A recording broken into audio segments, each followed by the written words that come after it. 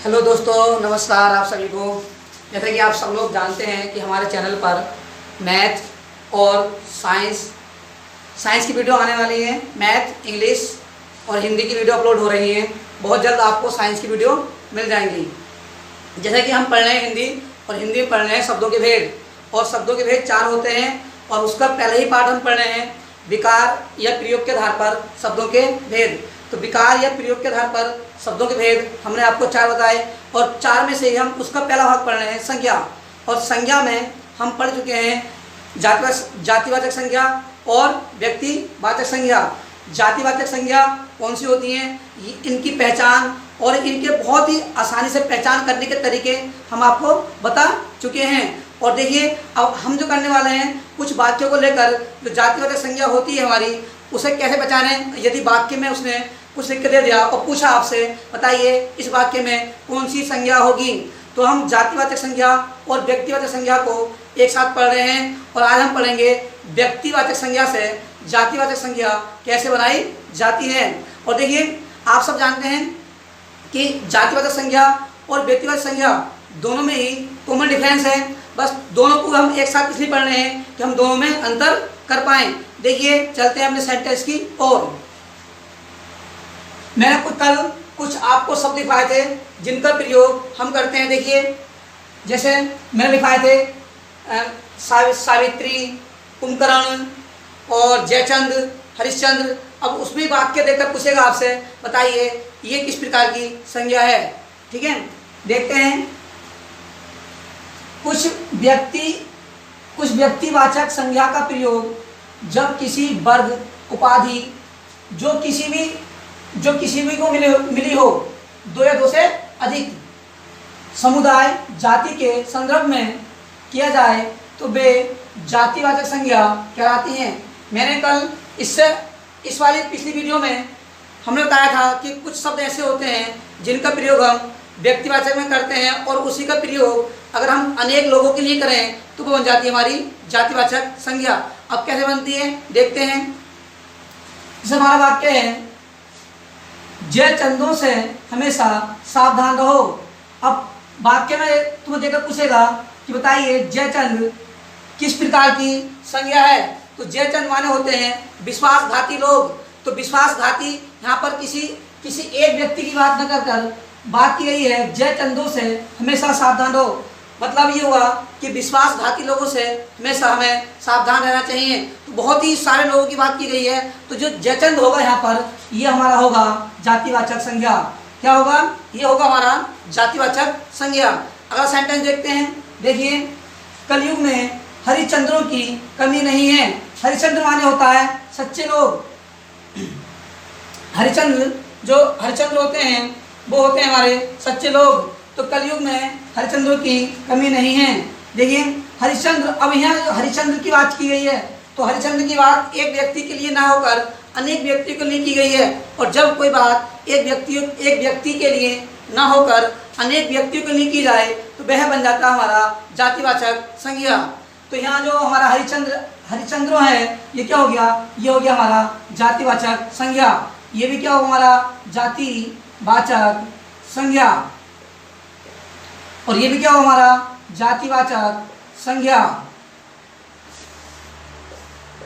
जातिवाचक संज्ञा। अगला सेंटेंस देखते हैं। तुम तो वर्तमान समय के भीम हो। भीम माने होता है बलशाली। भीम माने होता है बलशाली।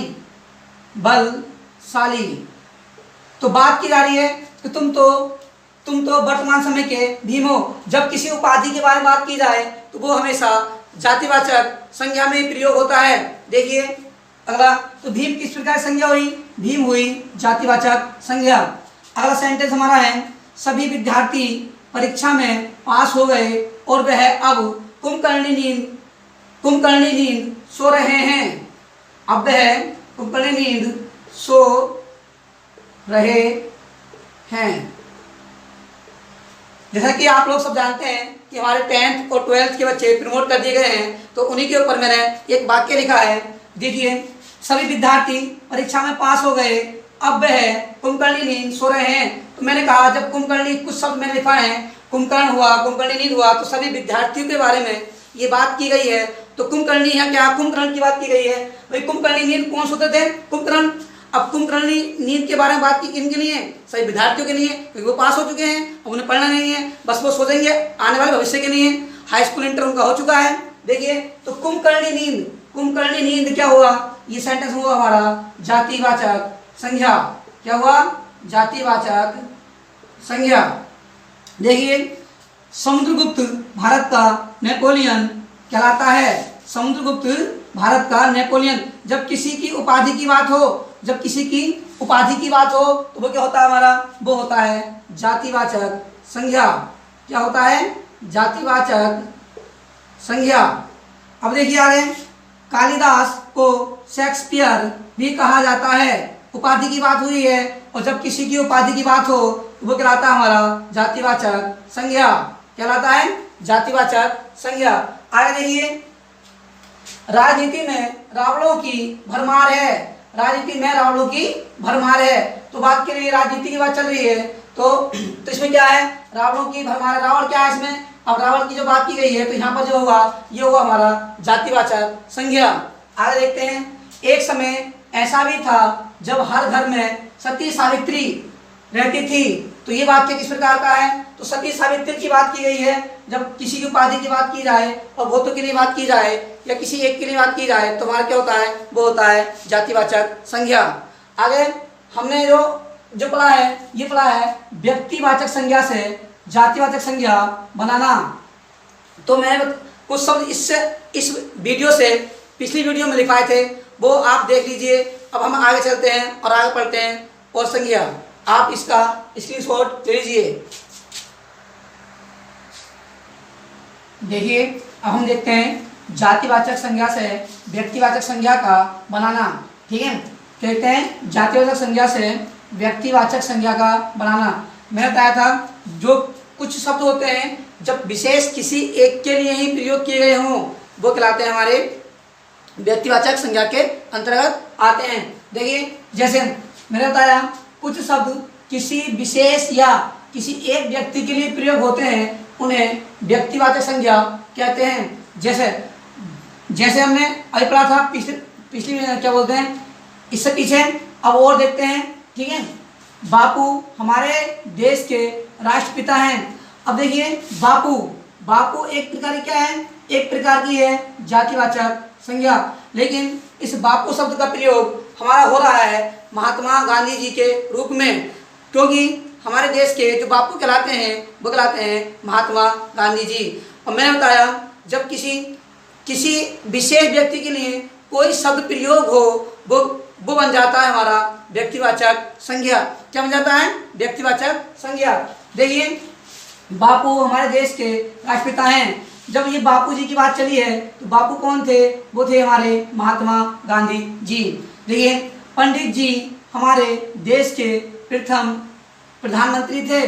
पंडित जी हमारे देश के प्रथम प्रधानमंत्री जी थे। अब देखिए प्रधानमंत्री थे। अब जो हमारे वो क्या बोलते हैं जो प्रथम प्रधानमंत्री जो कौन थे, पंडित जवाहरलाल नेहरू, पंडित जवाहरलाल नेहरू जी। अब किसी विशेष व्यक्ति के लिए ये बात की गई है तो ये क्या बन जाएगा, ये बन जाएगा हमारा व्यक्तिवाचक संज्ञा। क्या बन जाएगा, ये बन जाएगा हमारा व्यक्तिवाचक संज्ञा। आगे देखिए और भी कुछ देखते हैं। बात चलेगी शुक्ल जी की, तो वो कौन थे, आचार्य रामचंद्र। ठीक है, अब बात चले नेताजी, वो कौन थे, सुभाष चंद्र बोस। ठीक है, बात चलेगी गोस्वामी, ये किसके लिए प्रयोग किया गया, ये प्रयोग किया गया तुलसीदास जी के लिए। तो मैंने ये बताया आपको जब कुछ शब्द किसी विशेष व्यक्ति के लिए प्रयोग होंगे तो वो क्या बन जाएंगे, वो हमारे बन जाएंगे व्यक्तिवाचक संज्ञा। अब देखिए हम पढ़ते हैं नंबर 3 भाववाचक संज्ञा। भाव से समझ लो आप, भाव जो भाववाचक, भाव प्लस वाचक जो भाव को बताए। भाव माने क्या, भाव कौन से होते हैं, जितने तुम्हारे संवेदी अंश है जो तुम सुनते हो उसे महसूस करते हो वो सब तुम्हारे क्या है, भाव हैं। अब देखिए फिर क्या है, भाव का अर्थ है गुण, धर्म, अनुभव, संवेद, दोष आदि। वाचक का अर्थ होता है कहना, बोलना, बतलाना। ठीक है, अब परिभाषा क्या बनेगी, अब आप बहुत आसानी से समझ गए होंगे जो किसी के गुण, धर्म, अनुभव, संवेद, दोष के बारे में बताएं वो क्या कहलाता है हमारा, वो कहलाता है भाववाचक संज्ञा। क्या कहलाएगा, भाववाचक संज्ञा। देखिए किसी वस्तु, पदार्थ, व्यक्ति, प्राणी के गुण, धर्म, भाव का बोध होता है उसे भाववाचक संज्ञा कहते हैं। देखिए कुछ गुण देखते हैं इसके, ये क्या होती है, सबसे पहली बात स्पर्शी होती है, हम इन्हें छू नहीं सकते, सिर्फ महसूस कर सकते हैं। देखिए अनुभव जन्य होती हैं, अनुभव हम इनका सिर्फ अनुभव ले सकते हैं, ना कि इन्हें क्या बोलते हैं, छू सकते हैं। अब देखिए इनमें प्रत्यय लगा होता है, जरूरी नहीं है कि सभी भाववाचक संज्ञा में प्रत्यय लगा हो, कुछ भाववाचक संज्ञा ऐसी होती हैं जिनमें प्रत्यय होता ही नहीं है, जैसे उमंग, जैसे क्या हुआ हमारा उमंग। देखिए उमंग, उल्लास, जरूरी नहीं होता है कि हर बार भाववाचक संज्ञा में प्रत्यय लगा होगा। आपको विशेष बात ध्यान रखना है, कुछ भाववाचक संज्ञा ऐसी होती हैं जिसमें प्रत्यय लगा हुआ नहीं होता। आपके सामने एग्जाम्पल है जैसे उमंग, उल्लास, ठीक है। अब देखिए ये हमारा कौन सा हुआ, ये हुआ हमारा भाववाचक संज्ञा। हमने क्या पढ़ा, हमने पढ़ा जातिवाचक संज्ञा, व्यक्तिवाचक संज्ञा, जातिवाचक संज्ञा से व्यक्तिवाचक संज्ञा कैसे बनाई जाती है और व्यक्तिवाचक संज्ञा से जातिवाचक संज्ञा कैसे बनाई जाती है, और हमने पढ़ा भाववाचक संज्ञा। वाक्य देकर आपसे पूछेगा बताइए निम्न में से ये कौन सी संज्ञा है, तो मैंने सभी प्रकार के क्वेश्चन करा दिए हैं, वाक्य से भी और वैसे भी। तो जो अब आपसे पूछता है कि जातिवाचक संज्ञा कौन सी होगी और व्यक्तिवाचक संज्ञा कौन सी होगी, तो आप बहुत ही आसानी से जो मैंने पढ़ाया है इससे अपने क्वेश्चन टिक कर लेंगे। और हमने पढ़ा भाववाचक संज्ञा, और इसके बारे में हम पढ़ेंगे कल। जैसे जिस प्रकार से हमने जातिवाचक संज्ञा के एग्जाम्पल लिए हैं उसी प्रकार से हम सारी संज्ञा के एग्जाम्पल लेके पढ़ेंगे। आप सभी को धन्यवाद और नमस्कार।